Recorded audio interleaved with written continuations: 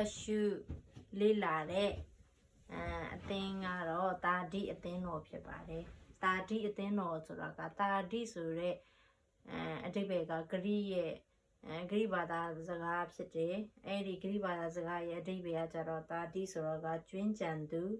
Pianle Pupin Jins or a debeare. Logani Tanajimes and Tadi Sura, Kulatri, Guri Shini, a kaitama, getting Jima yet done it to you, Bujana. Edi Tadia, Beka Las, such how Yazu, now by Nani, Saturday. Edi Nesolution, Tongaya Winjima, Saturday. Edi Tadi, a thin Roma, Piati Kinga, Dugu, Duyanama, Belupiole Sura. Winnie no Conaba, J. Conalone, to a two alumio, Naga alunama, so below Edima, Pobia Tade. When you know Conaba, so a shame on Conasane, the 2 years changing a shame on Conasa or Biogena. J. Conalone, so I got a returning beating a shame on Conasa. A could daddy then also getting him my yetane to the Emiamia she to appear to Kinga. A shame on Conasane and Lolo may Sure how Bujana. Today, Eddie Daddy Sure Haga Begani, Eddie Adenoga, Begani Bobola, Les with the Mipina Shiniga, Lila Light Kama Duga, Eddie Protesting so the Eddie a thing Kaini anima, Portala Pite. Eddie Protesting Masena, Chomushi or not a Kaini along Yai, Biorona. Chakushide, Alamushide Bono, Piat Kinga, Eddie, the Daddy, they know my Shide Duriare, and the a Gaune Durile, she did a bono, and the Kenijima Yanni Durile, and Yamiashi the Lomio, the Duya Shimbeji and Tanashine Durile, Nene she, Lutima to Yitare, and Yai Mahobu, Nene Lubio, Biojin Apia, Edin and Nere Macole, Bowen Po, Queen Yeshi Bono, Edin and Nea solution, Duye the Pusendo whistle, whistle your do net to Dwala Mere, to build a woolong so like a woolong and a mushi, a doing long net a being woolong, to build in a woolong so like a doing woolong, to ye shimbaging at the net, by Shin Madaling, Eddie a dream woolong, Yashima Pete, Eddie a dream woolong, I do Jama Itara, a pew do woolong of your Tara Pete. သူရဲ့ရှင်ပေးခြင်းအသက်နဲ့ရှင်ပြီဆိုမှတော့ကိုရီးယားအသက်တာစင်ကြယ်ခြင်းဖျားသခင်ခြင်းနဲ့အားရတဲ့အသက်တာဖြစ်တယ်ဆိုတဲ့အရာကိုမြင်တွေ့ရတယ်။အောင်မြင်သောသူဖြူသောအဝတ်ကိုဝတ်ဆင်ရမယ်တဲ့။အဲ့ဒီလူကပဲအောင်မြင်ပြီးတော့ဖြူသောဝတ်စုံကိုဝတ်ဆင်ရမယ်။အဲ့ဒီအောင်မြင်သူတွေကပဲအသက်စာဆောင်မှာပါဝင်ခွင့်ရမယ်။အဲ့ဒီအသက်စာဆောင်ဆိုတာအသက်စာဆောင်မှာပါဝင်ခွင့်ရတဲ့သူတွေကအဲ့ဒီလူမျိုးလူနည်းစုဖြစ်တဲ့နည်းနည်းရှိတော့အဲ့ဒီအောင်မြင်သူတွေကပဲပါဝင်ခွင့်ရမယ်အဲ့ဒီအောင်မြင်သူတွေအတွက်ဖျားသခင်ကကောင်းကြီး၃ခုပြင်ဆင်ပေးထားတယ်အဲ့ဒီ၃ခုမှာအသင်းတော်မိလင်နီနိုင်ငံတော်ထာဝရကာလအဲ့ဒီအသင်းတော်မှာဆိုလို့ရှိရင်အဲ့ဒီအသင်းတော်မှာပဲဖျားရဲ့သခင်ရဲ့ကောင်းကြီးမင်္ဂလာကရှိတာအဲ့ဒီအသင်းတော်မှာကိုကရှိနေမှသာအသင်းတော်ရဲ့ဒုတိယဖြစ်တဲ့မီလီနီနိုင်ငံတော်ဆိုတဲ့ခေါင်းကြီးကိုဆက်ခံစားခွင့်ရမယ်။အဲ့ဒီမီလီနီနိုင်ငံတော်ဆက်အဲ့ဒါပြီးတော့မှထာဝရကာလဆိုတာလာတာဖြစ်တဲ့အတွက်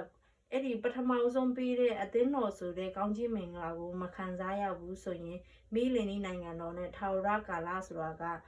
ခံစားဖို့မဖြစ်နိုင်တော့ဘူး။အဲကြောင့်မို့ယခုကာလမှာကိုကဒီအသင်းတော်ဆိုတဲ့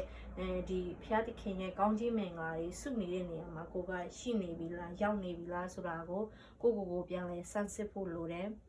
။အဲ့ဒီအသင်းတော်မှာဆိုတာကဖျားသခင်ရဲ့ကောင်းကြီးတွေပဲရှိတာ။ဖျားသခင်ရဲ့ကောင်းကြီးဆိုတာဘယ်လိုမျိုးလဲဆိုတော့ခုမြင်နေရတဲ့ဒီငွေကြေးတွေဒီဂုံတူးတွေယာတူးတွေဘွဲ့ကုံဒရက်တွေကိုပြောချင်တာမဟုတ်ဘူးဒီလောကမျက်စိလူမျက်စိနဲ့မြင်နေရတဲ့အရာမဟုတ်ဘူးအဓိကနေနဲ့ပြောချင်တာအဲ့ကောင်းကြီးဆိုတာသူပြောတဲ့ကောင်းကြီးဆိုတာကဒီသူနဲ့အတူမွေးလျော်ဝမ်းမြောက်ရတဲ့အခွင့်သူ့အသက်နဲ့သူ့ရဲ့ရှင်ပေးခြင်းအသက်နဲ့ သူ့ရဲ့ရှင်ပေးခြင်းအသက်နဲ့ဒီအထဲထဲကနေမှသူ့ရဲ့ကိုယ်အင်းတွေထွက်ပေါ်နေတာအဲ့ဒါကသူ့ရဲ့အမွန်မြတ်ဆုံးအကောင်းဆုံးသောကောင်းကြီးဖြစ်တယ်အဲ့ဒီကောင်းကြီးကမမြင်ရဘူးမြင်တွေ့နေရတဲ့ကောင်းကြီးတွေပြည့်စုံနေတယ်ဆိုရင်အဲ့ဒါကောင်းကြီးခံစားရတာမဟုတ်ဘူး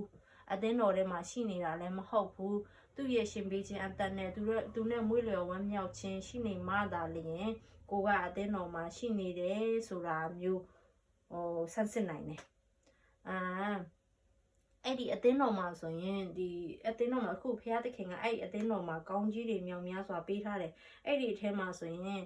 အနေချင်းဆိုရှင်အဲ့ဒီခွင့်လွတ်ခံရခြင်းတွေပါမယ်ရွေးနှုတ်ခံရခြင်းအသင်မွေးဖွားခြင်းထာဝရအသက်ဖခင်ရဲ့သဘောတဘာဝကြီးထားရင်ချက်ချင်းအခြားအချက်တွေအများကြီးရှိသေးတယ်ဆိုပေမဲ့အဲ့ဒီအနေငယ်သိတဲ့ဟာပဲပြပြတာပေါ့နော်အဲ့ဒီခွင့်လွတ်ခံရခြင်းဆိုတာကနေတိုင်းခွင့်လွတ်ခံရဖို့လိုအပ်တယ်နေတိုင်းဘလို့ခွင့်လွတ်ခံရမလို့ဆိုကိုကတည်၍လုံးမိတော့အပြစ်မတည်၍လုံးမိတော့အပြစ်အဲ့ဒီအပြစ်တွေကို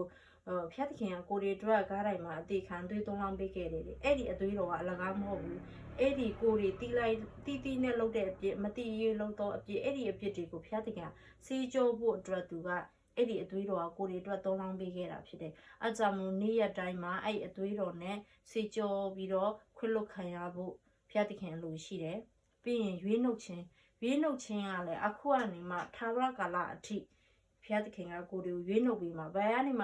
ကနေမှရွေးနှုတ်ပေးမှာလဲဆိုတော့မကောင်းတဲ့အရာတွေမကောင်းတဲ့အမှုအရာတွေအပြည့်ရဲ့သွေးဆောင်ခြင်းတွေကနေမှဖျက်သခင်ရဲ့ကျေးဇူးတော်မဆာခြင်းကြောင့်နေတိုင်းရွေးနှုတ်ခံရဖို့ဖျက်သခင်လိုရှိတယ်ပြီးရင်အသင်မွေးဖွားခြင်းအဲ့ဒီအသင်မွေးဖွားခြင်းဆိုတာကဝိညာဉ်ကတော့ဒီရေနဲ့နှချင်းခံလိုက်တဲ့အခါမှာကေတင်ပန်းရှင်အဖြစ်လက်ခံလိုက်တဲ့အခါမှာအသင်မွေးဖွားခြင်းခံရတယ်ဆိုပေမဲ့စိတ်နဲ့ခန္ဓာကအသင်မဖြစ်သေးတဲ့အတွက်အဲ့စိတ်နဲ့ခန္ဓာကဖျားသခင်ရဲ့နေ့စဉ်ဖြစ်ပြီးနေတဲ့သူ့ရဲ့ရှင်ပေးခြင်းအသက်နဲ့နည်းချင်းစီနေတိုင်းအဲ့ဒီနောင်တရတဲ့စိတ်ပေါ့နော်ရှိမှသာတဖြည်းဖြည်းနဲ့စိတ်နဲ့ခန္ဓာကအသစ်ဖြစ်လာမှာအဲ့ဒီနောင်တဆိုတာကလည်းဖျားသခင်ရဲ့အလင်းဖျားသခင်ရဲ့ကျေးဇူးတော်မဆာခြင်းလိုအပ်တယ်ဆိုတာပြီးရင်ထာဝရအသက်ကတော့ဟိုနောင်ကာလအထိပေါ့နော်ဖျားသခင်နဲ့မွေးလျော်ဝမ်းမြောက်နေပြီဆိုရင်သူ့ရဲ့ဟာတွေကထာဝရအထိမွေးလျော်မြောက်ခြင်းတွေကထာဝရအထိပေါ့နော်ဖျားရဲ့သဘောတဘာဝဆိုတာကဖျားရဲ့သဘောတဘာဝကိုမှရှိနေတယ်ဆိုတာကသူ့ရဲ့ဇယိုက်လက္ခဏာဖြစ်တယ်သူရဲ့ဖျားသခင်ရဲ့ဇယိုက်လက္ခဏာဖျားဆန်တော်ဆိုတဲ့အဓိပ္ပာယ်ပေါ့နော်အကျေကြီးတော့မပြောပြတတ်တော့နော်ကြီးထွားရင်းချက်ချင်းနဲ့ကြီးထွားရင်းချက်ချင်းဆိုတာကမပြီးဆုံးဘူးထာဝရကာလအထိအခုကနေမှအခုမပြီးဆုံးတဲ့ကြီးထွားရင်းချက်ချင်းပေါ့နော်အဲ့ဒါကိုဆိုလိုချင်ပါတယ်နောက်ပြီးဆုံးချုံနေနဲ့ကတော့တာတိအသင်းတော်ဆိုတာကခုလက်ရှိ